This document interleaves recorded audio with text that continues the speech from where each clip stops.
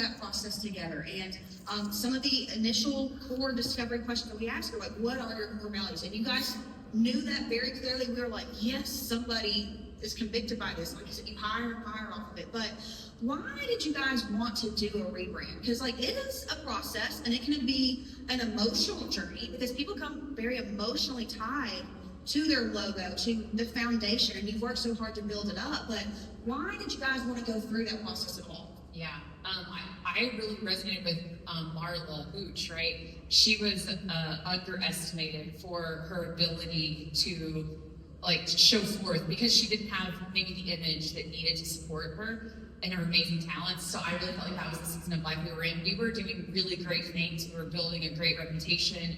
We were building, being known for quality craftsmanship and service, and known as the community for a core value-driven organization. We're not having a problem recruiting top talent. All of these things, I felt like that we were just not being, like we didn't have a visible brand to go along with it. So it felt like we were building on a foundation that would not sustain us. You were kind of like the Sandlot team. Yes, yeah, we were the Sandlot team. And it just, every like week that we went by or every month or quarter, we would look at it and I would just think, man, this is building something great, but not necessarily something that is going to withhold. Like we weren't just building a $3 or $5 million organization. Like we knew from the get-go we were building a much larger organization. And every moment that we went with white trucks and boring branding and bad messaging was one more day that was putting us behind of actually having a foundation that was scalable. And so when we landed on the idea that we needed to rebrand, it was like compulsion. Like I was like, I have to do this. I have to do it now. I was like, how soon can you get to, like, when can I have my onboarding meeting? Well, how long is this going to take? And then it was just a funding part, right?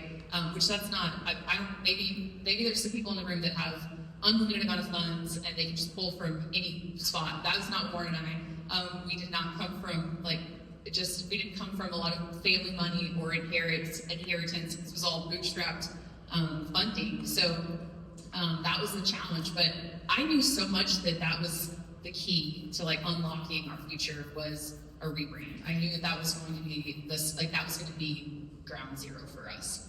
And so then it was just a matter of, okay, which business bank wants to loan us money and take a risk on us? And it wasn't hard to find, but it was that was probably the only thing that stopped us for like the maybe 4 weeks it took me to like put my application into you guys was making sure we had money to support it. Not just y'all's services, but the whole rebrand is a financial undertaking. It is an investment, but I think you could testify now that like it was well worth the investment. Absolutely. Yeah, there's no doubt in my mind that I almost started crying when Crystal started talking about heyday at McWilliams, because I feel like that's where we're at right now. Like we're living in our heyday with an amazing leadership team and a brand that we love that drives everything we do. We go back to it.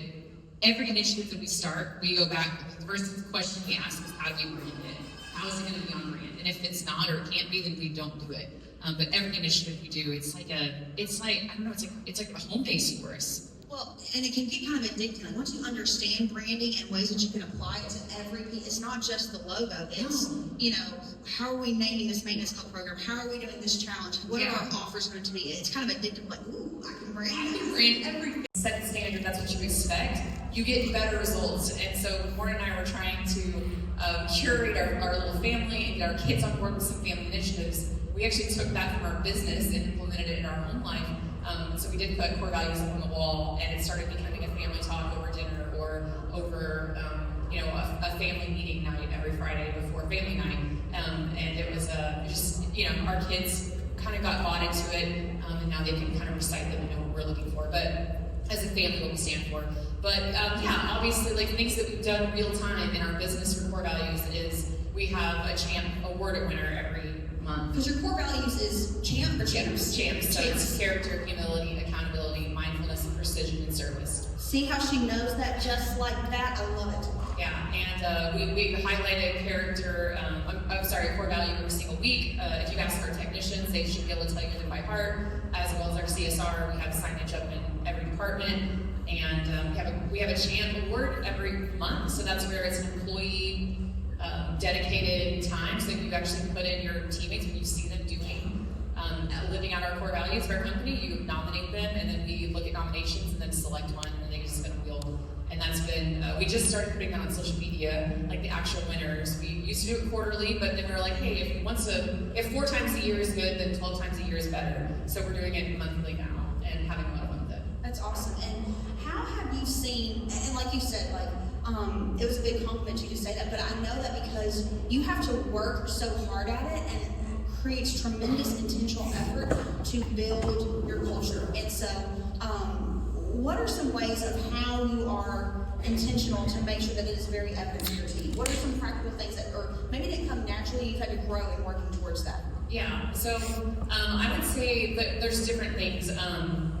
Obviously, like the meeting touch points are something we do intentionally, and then they're just part of every conversation. So if we have, for instance, like a hard conversation with somebody for a PIP, it's tied back to a core value, right? This is why you're being like reprimanded. This is why we're putting you on a performance improvement plan. Is because you failed in this core value area, right? And then we're also very when we do have to terminate somebody, it's intentional about the reason why we're terminating you is because you are failing in this core value, right? Whether that be